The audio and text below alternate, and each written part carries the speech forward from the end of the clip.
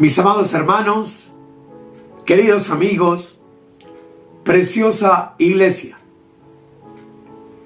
doy gracias al Señor una vez más por concederme el privilegio de acercarme a ustedes a través de este medio en este precioso día que el Señor me ha regalado para vivir. El tema que quiero compartir con ustedes hoy lo he llamado Los guiados por el Espíritu. Y quiero invitarles para que hagamos una oración de acción de gracias a nuestro Dios por su preciosa palabra. Amado Padre, en el nombre de mi Señor Jesucristo, gracias. Gracias a ti también, amado Espíritu Santo, por permitirnos acercarnos una vez más a tu sabiduría oculta.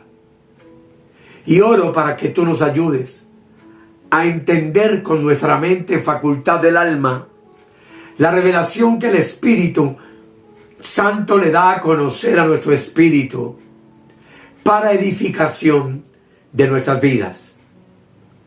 Todo esto en el nombre precioso de nuestro Señor Jesucristo. Amén, amén y amén. Todos mis amados son bienvenidos al estudio bíblico de hoy.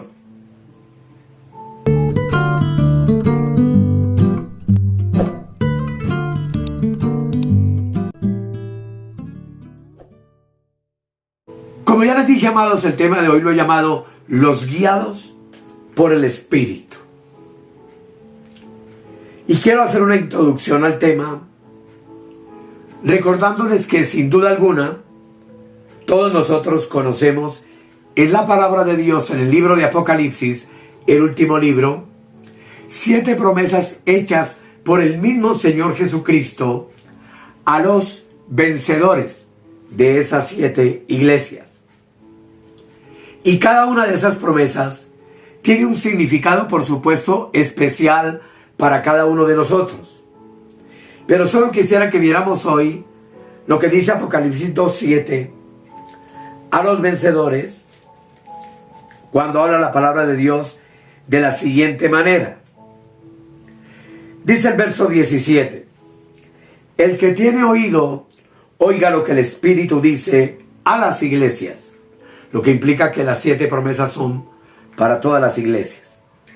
Al que venciere, le daré a comer del maná escondido, y le daré una piedrecita blanca, y en la piedrecita escrito un nombre nuevo, el cual ninguno conoce, sino solo aquel que lo recibe. Aquí surge una pregunta importante y es: ¿qué es el maná escondido en la Biblia? Y por supuesto que nos remitimos a lo que ya vimos respecto de nuestro espíritu como el lugar santísimo, como el arca del pacto, en donde había una urna con maná escondido, además de las tablas de la ley y de la vara de Aarón que reverdeció, y cómo esta urna tipifica la capacidad que nuestro espíritu tiene de alimentarse del misterio de Dios, de quien la Escritura dice que está escondido y que es únicamente para vencedores. ¿Qué significa esto? En pocas palabras, el maná escondido representa a Cristo, que no solamente es nuestro alimento, nuestro sustento diario, sino que nos invita a recordar que la posibilidad de que Él cumpla esta función en nosotros es únicamente para los vencedores. Como ustedes recuerdan, en el Antiguo Testamento, el maná físico satisfacía las necesidades físicas de los israelitas en su peregrinar por el desierto. Pero ellos espiritualmente siempre estaban hambrientos. Ellos necesitaban del pan de vida para dejar de abdicar, para no seguir cargando con el pecado y, por supuesto, para que todas sus necesidades pudieran ser suplidas, hablando de necesidades espirituales. Ese maná que es el Señor Jesucristo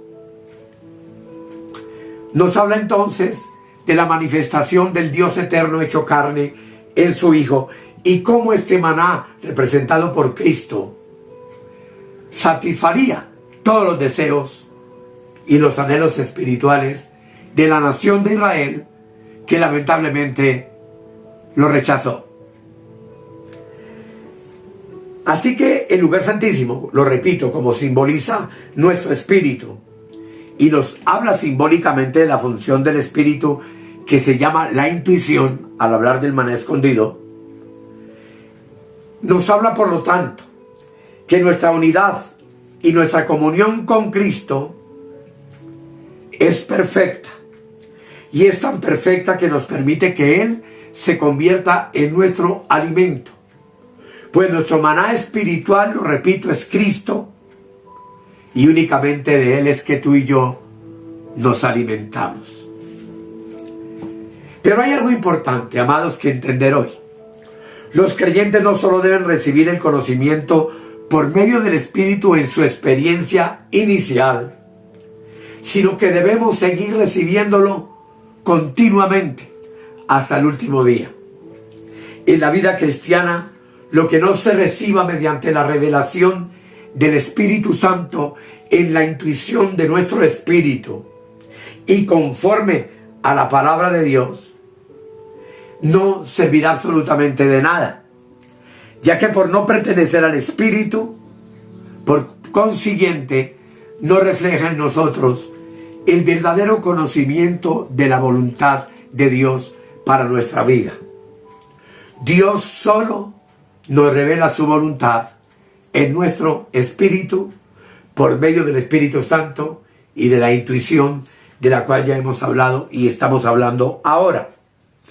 Así que entonces, cualquier cosa que pensemos, que sintamos o que decidamos que no provenga de una revelación dada en nuestro espíritu, se considera muerta a los ojos de Dios. El creyente quizá tal vez actúe según sus pensamientos repentinos o sus ideas, o lo que a él se le ocurre después de orar, según un presunto fuego ardiente en su corazón, o según sus inclinaciones naturales, sus razonamientos propios o sus propios juicios. Pero todo ello, como tú ya vimos en el pasado, constituye sencillamente las actividades del viejo hombre, es decir, de la carne. La voluntad de Dios entonces, amados, no se conoce por medio de esos pensamientos o de esos sentimientos o de nuestras preferencias. Insisto en que Él solamente revela su voluntad perfecta en nuestro espíritu.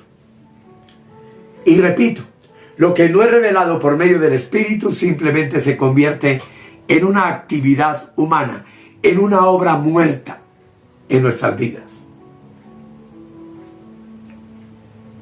Es interesante que ya vimos que el espíritu del hombre conoce y recibe entonces la voluntad de Dios por medio del órgano de la intuición. Luego, esa intuición le comunica la voluntad de Dios a la mente del hombre para que el hombre la entienda. Con la mente podemos entonces entender la voluntad de Dios, pero que no se origina en nuestros propios pensamientos, sino en la intuición de nuestro espíritu. La voluntad de Dios procede de Él y revela el espíritu del hombre por medio del Espíritu Santo para lograr que el hombre entienda la voluntad de Dios en su propia mente. Es decir, podamos expresar lo que espiritualmente nos ha sido revelado en nuestra mente con palabras comprensivas para el oído humano.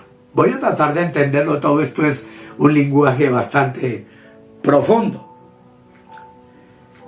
Pero amados, si un creyente no busca la voluntad de Dios en su espíritu y solo utiliza su mente, tarde o temprano se confundirá y no sabrá qué es lo que realmente debe obedecer, debido a que la mente humana es bastante fluctuante. Los que andan según su mente no pueden ni por un momento decir en sus corazones: sé con certeza que esta es la voluntad de Dios para mi vida. Únicamente, amados, los que reciben la revelación en su espíritu podrán tener una confianza profunda, y solo ellos conocerán plenamente y actuarán seguramente y sabrán que lo que están haciendo verdaderamente es la voluntad de Dios. La revelación de Dios que recibimos en nuestro espíritu puede ser entonces de dos clases. Una la recibimos directamente y la otra es buscándola en la palabra de Dios. La primera se da cuando uno tiene un deseo y comisiona al creyente para que lo lleve a cabo directamente desde el espíritu. En ese caso, él revela su voluntad al espíritu del creyente. Y cuando éste recibe la revelación en su intuición, actúa en conformidad con ella. El caso de una revelación que se recibe por haberla buscado se da cuando el creyente tiene una necesidad específica y entonces no sabe qué hacer. Entonces acude a Dios, espera en Él y busca su voluntad. Sin duda alguna, en respuesta a la búsqueda del creyente, Dios va a operar en su espíritu y le revelará si debe avanzar o si debe detenerse. Cuando el creyente es joven en la vida espiritual, recibe principalmente esta clase de revelación. Pero cuando un creyente es maduro y ha crecido más en el espíritu, las revelaciones del Señor son más directas. Esto no es variable, pero por lo general, los creyentes jóvenes reciben revelación por haberlas buscado, y los creyentes maduros comúnmente recibimos una revelación directa. No obstante, amados, es aquí donde la mayoría de los creyentes jóvenes enfrentan dificultades, ya que se necesita de tiempo para esperar pacientemente delante del Señor y para anular nuestros propios pensamientos, nuestras preferencias, nuestras opiniones o los propios deseos de nuestra alma. Con frecuencia muchos cristianos se impacientan al tratar de esperar la revelación de Dios y la sustituyen haciendo su propia voluntad. Y como consecuencia son muchos los errores que el creyente joven comete.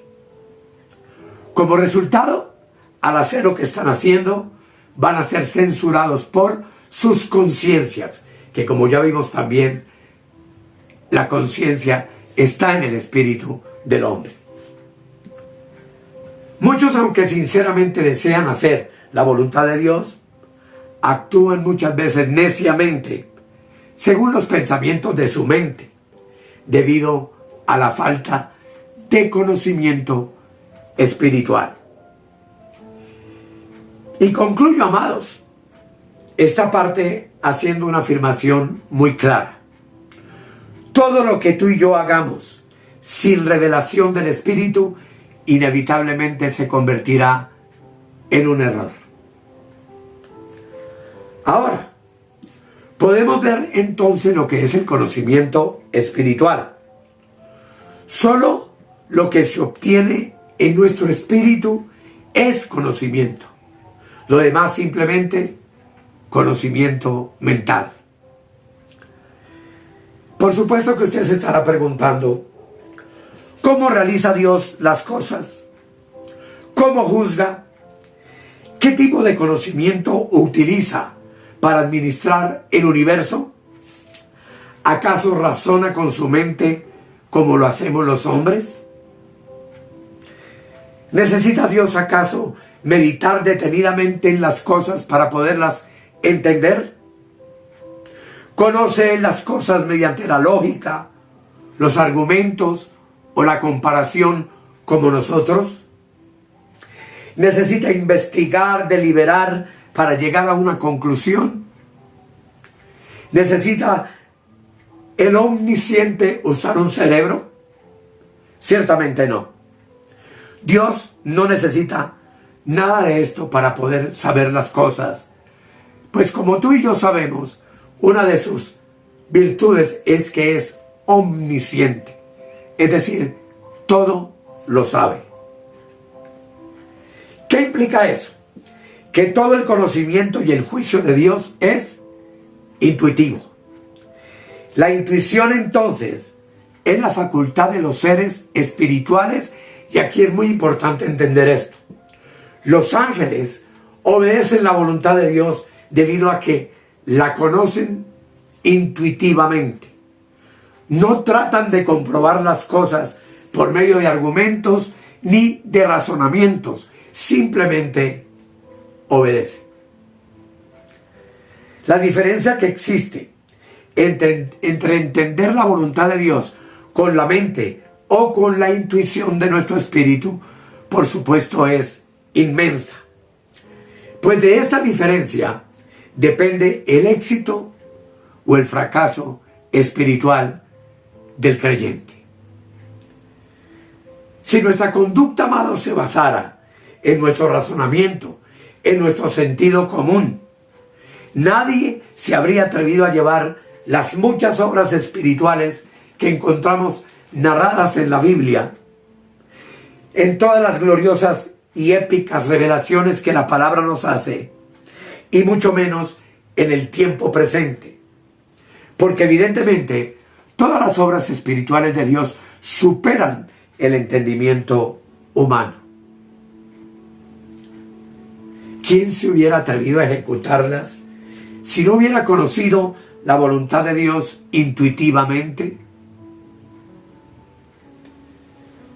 Así, amados, todo el que tiene una relación estrecha con Dios, que disfruta de una comunión secreta con Él y que goza de una unión espiritual en su espíritu con Cristo que habita en nuestro corazón, estará facultada para recibir la revelación en la intuición, y va a ser una persona que sabrá claramente lo que sucede y lo que debe hacer o lo que no debe hacer. Esta conducta, amados, no atrae la simpatía de los hombres, ya que el hombre no sabe sino lo que sabe y entiende con su mente humana, y actúa, por supuesto, según la sabiduría del mundo. Para un hombre así, las acciones de un hombre espiritual carecen de sentido.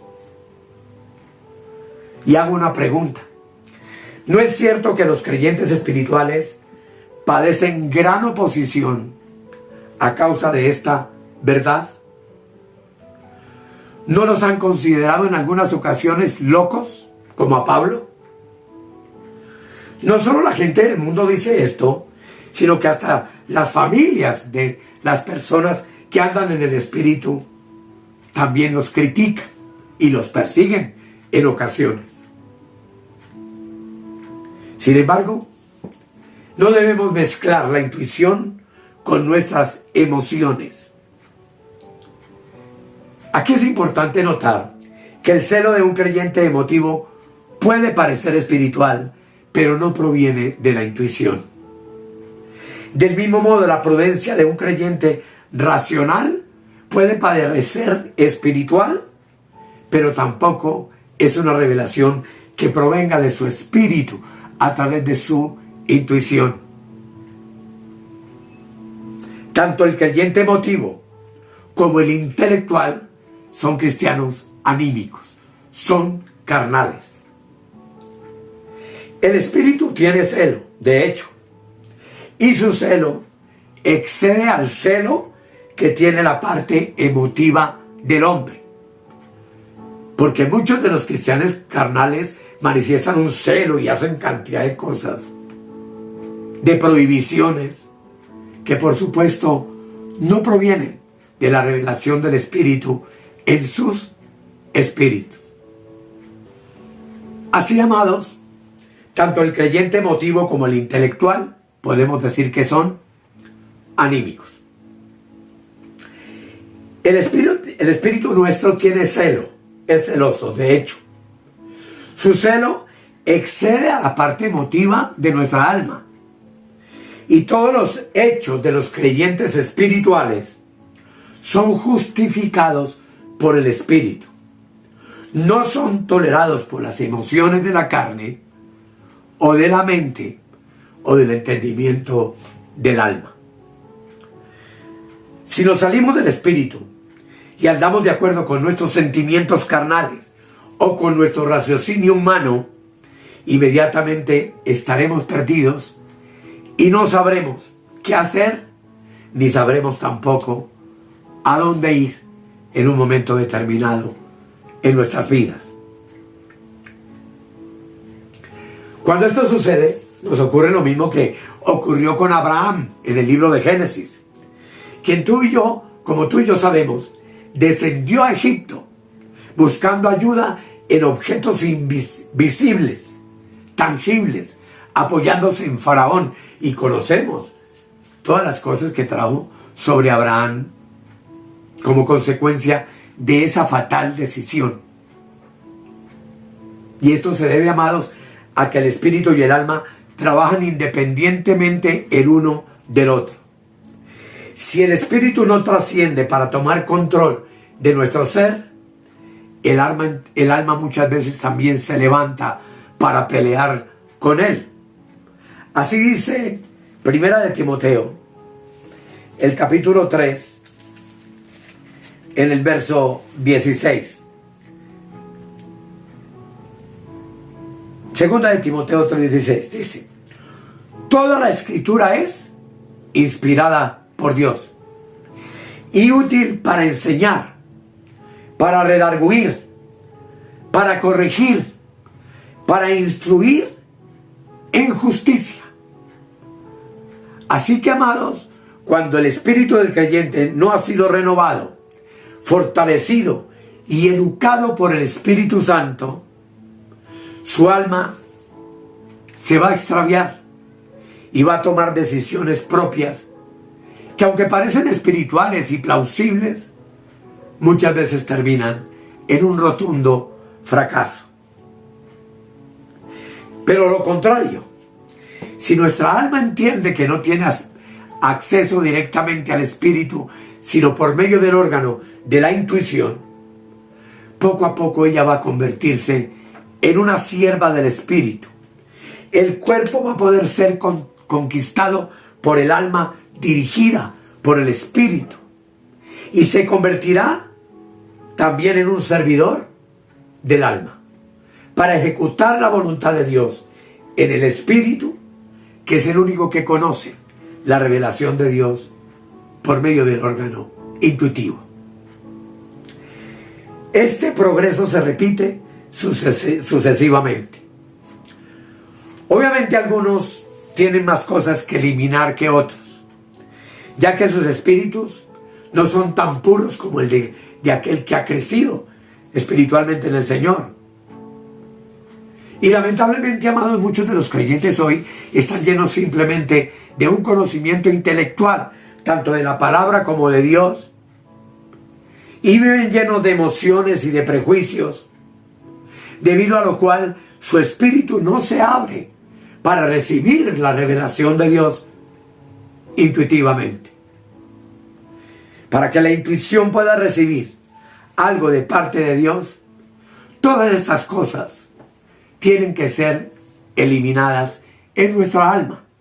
Y tú y yo sabemos que esa obra la cumple la cruz, aplicada sobre nuestra carne, la negación de nuestro yo, para permitirle al Espíritu Santo, en nuestro espíritu, por medio del órgano intuitivo, que tú y yo, aún cuando nos acercamos a la palabra de Dios, no nos acercamos como un libro cualquiera para leerlo indiscriminadamente, sino que en él buscamos sabiduría, buscamos revelación, pues ese es el propósito con el cual el Dios del cielo nos dejó este libro maravilloso y sagrado, donde al alimentarnos de él, tú y yo, evidentemente, vamos a poder crecer espiritualmente y vamos a estar preparados para recibir la voz de Dios, la palabra de Dios, la revelación de Dios, intuitivamente, a través del órgano de nuestro espíritu, y con nuestra alma vamos a ir comprendiendo con nuestra mente su deseo perfecto para nuestras vidas. Vamos a darle gracias al Señor por este corto pensamiento. Amado Padre, gracias. Amado Hijo, gracias. Amado Espíritu Santo, gracias. Gracias por habitar en nuestro espíritu y desde nuestro espíritu revelarnos todas estas verdades maravillosas, que por supuesto nos convierten en más que vencedores, porque tu palabra es el alimento, es la guía, es la verdad, y tú prometiste que conoceríamos la verdad y que la verdad nos haría libres. Gracias por todo esto, Padre amado, en el nombre de nuestro Señor Jesucristo. Amén y amén. Amados, un saludo afectuoso para todos aquellos hermanos que tomaron un día la decisión de acompañarnos en este proceso, de haberse inscrito en el canal de YouTube, de estar compartiendo estas verdades con otros. Gracias a esos hermanos también, desde Bogotá, desde Costa Rica, desde México, desde Chile, que han puesto en sus corazones hacer ofrendas voluntarias para el sostenimiento de nuestro ministerio. Muchas gracias, hermanos, por su generosidad y su amor para con nosotros. No se olviden, amados, de nuestro WhatsApp, que coloco aquí en la parte inferior, donde todos los inscritos reciben los materiales en video, posteriormente los reciben en PDF o en Word, para poderlos compartir y para poderlos transmitir a otros. Definitivamente, amados, gracias al Señor por darme un día más de vida y estar un poco mejor de mi salud, para poder compartir con ustedes todo lo que tenemos ya escrito para compartir con la iglesia del Señor Jesucristo. Muchas gracias por su atención y bendiciones para todos.